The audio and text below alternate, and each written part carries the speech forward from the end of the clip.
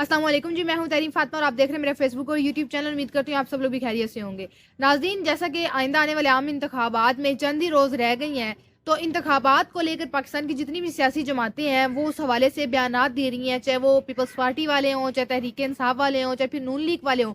तो जमात इस्लामी वाले पीछे क्यों रहे? जमात इस्लामी के अमीर सिराजुल हक ने अमेरिकी एक नशरियाती अदारा है उनको इंटरव्यू दिया है और उस इंटरव्यू में उन्होंने कुछ शुकुक व शुबहात बरकरार रखे हैं और उनको कुछ शक है और रियासती अदारों को भी एक पैगाम दिया है कि अगर वो थोड़ी सी गैर जानिबदारी का मुजाहिरा करें तो आइंदा आने वाले जो इंतखाबात है वो साफ और शिफाफ हो सकते हैं। पूरी की पूरी जो अपडेट है आपके साथ शेयर करेंगे, किन रियासती अदारों के बारे में उन्होंने बात की है और उनको क्या शक है जिस हवाले से उन्होंने इंटरव्यू में बात की है। और फिर वहीं दूसरी जानिब इमरान खान को जैसे पहले बहुत ज़्यादा डील्स दी गई थी कि आप खैबर पख्तूनख्वा में आपकी हुकूमत होगी, आप एज अपोजिशन पार्टी भी रहेंगे, और इस तरह की मजीद इमरान खान को डील्स दी गई थी कि आप और आपकी जितने भी कारकुनान है, ये सोशल मीडिया टीम है, उनमें से जो लोग आर्मी के बारे में बात करते हैं या एस्टेब्लिशमेंट को लेकर बातें करते हैं तो अब उनसे लाइल्मी का इजहार करें।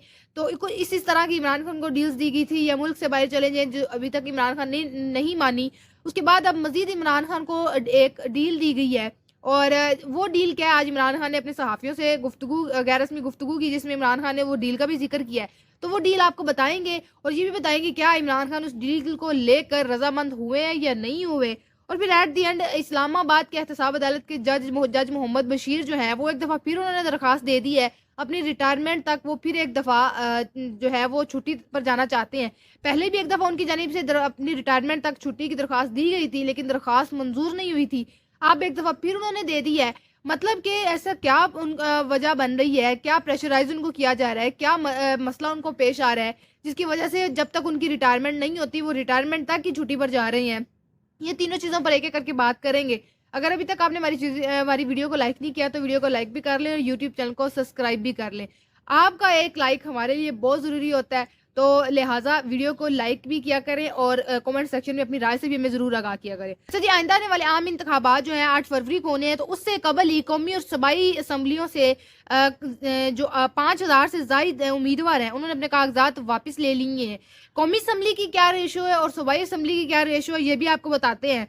कौमी असम्बली के 24 जो 80% उम्मीदवार हैं उन्होंने अपने कागजात जो हैं वापस ले लिए हैं और जो सूबाई असम्बलियों के हैं वो 24.65% उम्मीदवार हैं उन्होंने अपने कागजात वापस ले लिए हैं। कौमी असम्बली के मजमूई तौर पर 6,999 कागजात जो नामजदगी दुरुस्त करार दिए गए थे, ताहम 1,737 उम्मीदवारों ने कागजात वापस ले लिए हैं और कौमी असम्बली की जो नशिस्तों पर 5,255 उम्मीदवार अब इलेक्शन लड़ रहे हैं। मतलब कि उनके कागजात बिल्कुल दुरुस्त थे, कागजात मंजूर भी हो गए थे, लेकिन अब 5,000 से ज़ायद उम्मीदवार जो हैं उन्होंने कौमी और सूबाई असम्बली पर जो इलेक्शंस लड़ रहे थे उन्होंने अपने कागजात वापस ले लिए। इसकी क्या रीज़न रही होगी कि कागजात मंजूर होने के बावजूद वो अब इलेक्शन नहीं लड़ रहे। अब ये नहीं पता कि वो जो 5,000 से ज़ायद उम्मीदवार हैं वो आज़ाद उम्मीदवार हैं या स्पेसिफिक किसी पार्टी के थे जो इन्होंने कागजात जो है वो अपने वापस ले लिए हैं।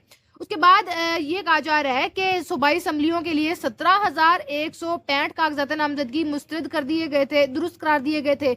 इनमें से 4,233 जो उम्मीदवार हैं उन्होंने कागजात नामजदगी वापस ले ली हैं। तो आप एक रेशो देख लें कि कौमी असम्बली में 17,000 लोगों ने कागजात मंजूर हुए थे, कागजात दुरुस्त करार दिए गए थे और उसमें से 4,000 जो लोग हैं वो अपने कागजात वापस ले रहे हैं।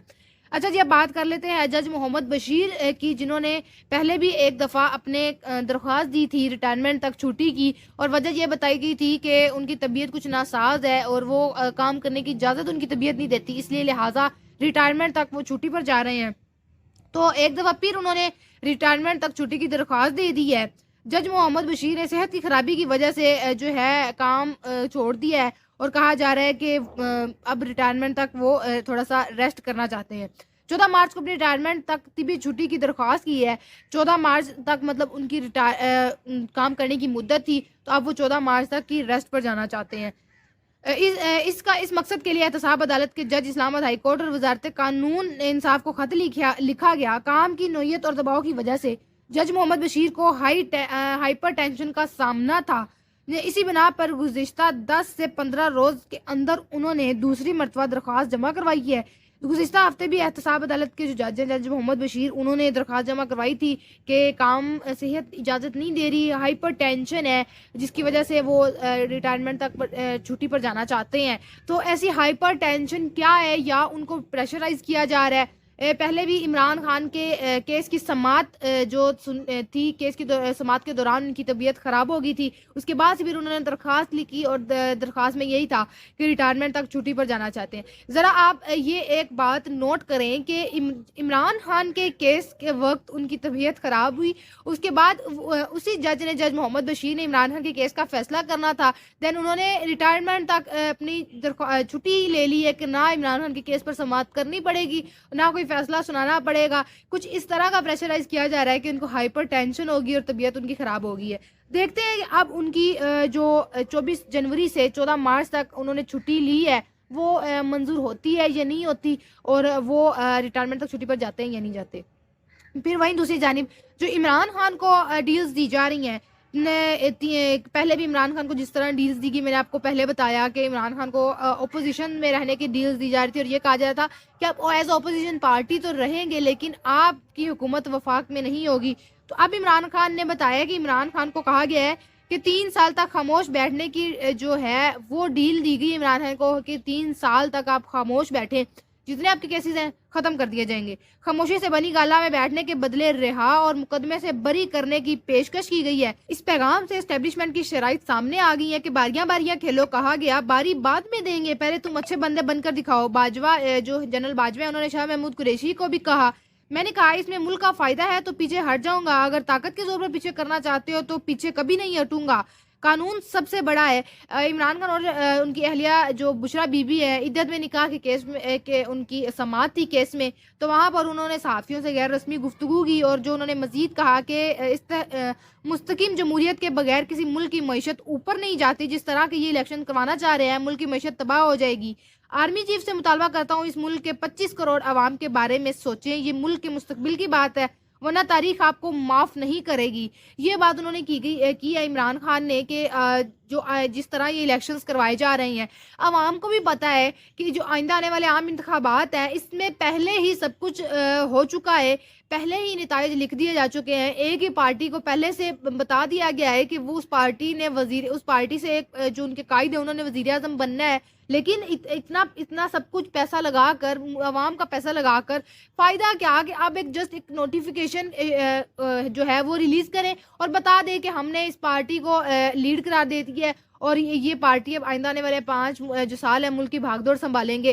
तो अवाम को पता है, अवाम बेवकूफ़ नहीं रही, लेकिन जब सब कुछ इस तरह ही करना है तो इलेक्शंस करवाने का कोई फ़ायदा ही नहीं है, अवाम जानती है। अभी आप एक सर्वे देख लें, सीनियर सहाफ़ी हैं मंसूर अली खान, उनकी जानिब से एक सीनियर सर्वे किया गया, वहाँ पर उन्होंने एक शख्स से पूछा कि आपको वज़ीर आज़म मियाँ नवाज शरीफ चौथी दफ़ा वज़ीर आज़म बनते हुए नज़र आ रहे हैं?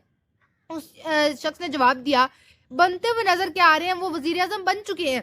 तो मंसूर अली खान ने जवाब दिया कि किस तरह वो वजीर आजम बन चुके हैं। उन्होंने कहा वजीर आजम बन चुके हैं तो वो वापस आए हैं, जब एक बंदा इश्तिहारी हो तो सबसे पहले वो वापस आकर सिलेंडर करता है। मियाँ नवाज शरीफ इश्तिहारी करार दिए हुए थे तो वो वतन वापस आए हैं, कहाँ गए उनके वो इश्तिहारी वाले सारे केसेस, वो आए, उनको सारे के सारे रिलीफ मिल गए हैं। तो जिस तरह पीपल्स पार्टी की जानिब से कहा जाता है कि वो वतन वापस आए किसी डील के तहत है, वो हमें बताएं किन से डील की है। तो ये सब कुछ पहले अवाम को पता है, अवाम नताइज से वाकिफ है कि मुल्क में हो क्या रहा है, लेकिन फिर भी उसके बावजूद इमरान खान कह रहा है कि आपने डिसअपॉइंटमेंट नहीं होना, आपने 8 फरवरी को निकलना है, अपने वोट का सही इस्तेमाल करना है, वोट डालें, आप वोट डालें, नताइज का फिक्र नहीं करें। नताइज जो है वो बात की बात है, वोट डालें, आपका वोट मायने रखता है।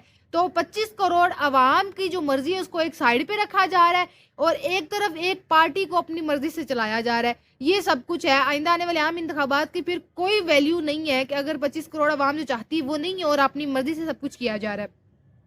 अब जो जमात इस्लामी के अमीर है सिराजुल हक, उन्होंने कहा है, अमेरिका की एक नशरियाती इदारे वॉइस ऑफ अमेरिका को इंटरव्यू देते हुए उन्होंने कहा है कि एस्टेब्लिशमेंट को सबक सीखते हुए इलेक्शन में गैर जानिबदार रहना चाहिए, क्योंकि अगर इलेक्शन शिफाफ और साफ ना हुए तो मुल्क में ज़्यादा हंगामे और फसाद होंगे। इससे पहले भी माजी में भी जितने आप इलेक्शंस देख लें, ऐसा कभी किसी इलेक्शंस में नहीं हुआ कि एक पार्टी को इतनी सहूलतकारियाँ दे दी गई हों दी जाती थी। पहले भी इलेक्शंस होते थे, वो कोई clear fair and clear elections नहीं होते थे, साफ और शिफाफ इलेक्शंस नहीं होते थे, किसी ना किसी इलाके से धांधली जरूर होती थी। हुकूमती इत्तेहाद में शामिल होने या हिज़्ब इख्तिलाफ में बैठने का फैसला जो है वो इलेक्शंस के बाद करेंगे। मजीद उन्होंने कहा कि इलेक्शंस के हवाले से अब भी शको शुबहात कर बरकरार हैं। इस्टेब्लिशमेंट और दीगर सियासी इदारे जो हैं वो गैर जानिबदार रहें तो इंतखाबात की जो साख है अच्छी रहेगी। इसलिए अदलिया और इलेक्शन कमीशन को भी गैर जानिबदार रहना होगा। ऐसा करना इन इदारों के साख के लिए भी बेहतर होगा। तो ये उन्होंने एक पैगाम जो पाकिस्तान की रियासती इदारे हैं एस्टेब्लिशमेंट्स को भी दे दिया है कि अगर वो गैर जानिबदार रहेंगे तो ही आइंदा आने वाले आम इंतखाबात जो हैं वो साफ और शिफाफ होंगे। सिराजुल हक ने मजीद कहा कि 2018 के इंतखाबात में इस्टेब्लिशमेंट एक हुकूमत लाने में पूरी तरह मुलविस थी, लेकिन इस्टेब्लिशमेंट को अब माजी से सबक सीखते हुए गैर जानिबदार रहना चाहिए, क्योंकि 2018 में इस्टेब्लिशमेंट जिस हुकूमत को इक़्तिदार में लाई उसकी वजह से फौज को आज भी तनकीद का सामना करना पड़ रहा है। मतलब कि उन्होंने एक बात पूरी की पूरी कर दी कि जो भी इलेक्शंस होते हैं उसमें इस्टेब्लिशमेंट ज़रूर इन्वॉल्व होती है। तो आइंदा आने वाले आम इंतखाबात में ज़रा इस्टेब्लिशमेंट वो है वो एक साइड पर रहे, तो ही आइंदा आने वाले जो 8 फरवरी को इलेक्शंस हैं वो फेयर एंड क्लियर इलेक्शंस हो सकते हैं। तो आप अपनी राय से हमें ज़रूर आगाह कीजिएगा कि ये जो 8 फरवरी को इलेक्शंस होने हैं क्या ये साफ और शिफाफ इलेक्शंस हो सकते हैं जिस तरह पाकिस्तान की माजी में होता हुआ आ रहा है? क्या इस तरह इस दफ़ा भी 8 फरवरी को वही कुछ होगा? आवाम के वोट की क्या कोई वैल्यू है या नहीं है? अपनी राय से ज़रूर आगाह करिएगा। ये था हमारा आज का वीलॉग। आपसे इंशाल्लाह मुलाकात होगी अगले वीलॉग में। अपना बहुत सारा ख्याल रखिए।